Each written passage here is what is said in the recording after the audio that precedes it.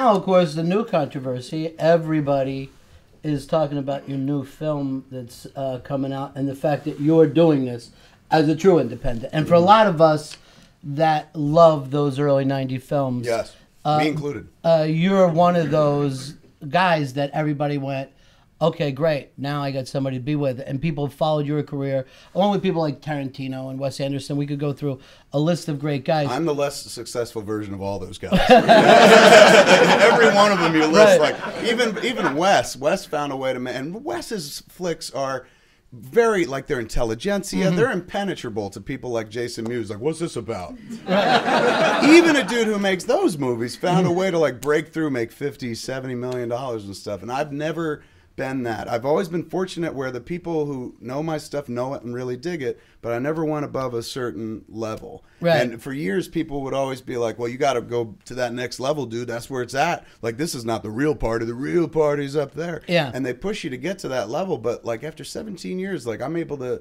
admit that I guess where no one else can, that's just like, there's never going to be another level for me. Like, I'll always have a very specific audience for a theatrical run of any movie I do. There's a reason we call The View Askew. One for everybody. Right. You know what I'm saying? Like, my mother, she don't like any of my movies except Jersey Girl. So that tells the story right there. So, like, for me, like, those early flicks, the ones in the 90s, Clerks, I've been thinking about this a lot lately because I talked about, like, I'm retiring from directing film and stuff. Hit somebody, the movie I make next is going to be the last one. And I came at people like, why? People get suspicious right away. Like, why are you leaving? What do you know? Is the earth about to blow up?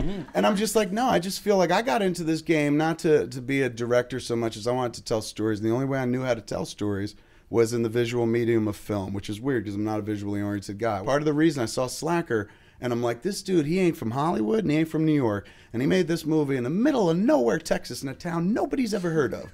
Like, I could do that in Jersey. If I'd known that he was like, he's in like Texas's version of New York and LA, right. I probably would have been like, oh, well, that's why he did it. There's a film community there, and not pursued it. But just a little bit of ignorance was enough to kind of push me over the edge, where it's like, I could be that dude in Nowheresville, Texas, until people were like, that's Austin. I was like, oh, is that well known, this Austin? The indie film movement was booming at that point.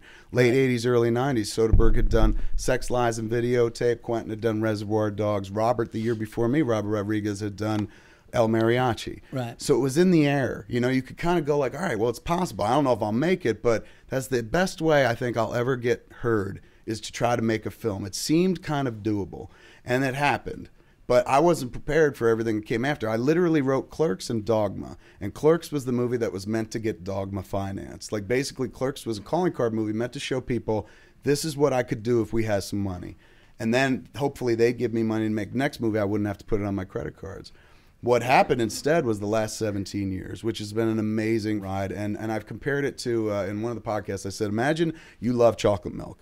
And then you go down to the store, corner 7-Eleven, and go get some chocolate milk. You walk in the door, like, you just won a chocolataria. And you're like, what do you mean? They're like, we're giving you a whole milk factory. You're going to own all the cows, and you're going to have a chocolatizer, and you can make chocolate milk as much as you want, and you can vend it. I'm like, get out of here. They're like, it's a business. Congratulations.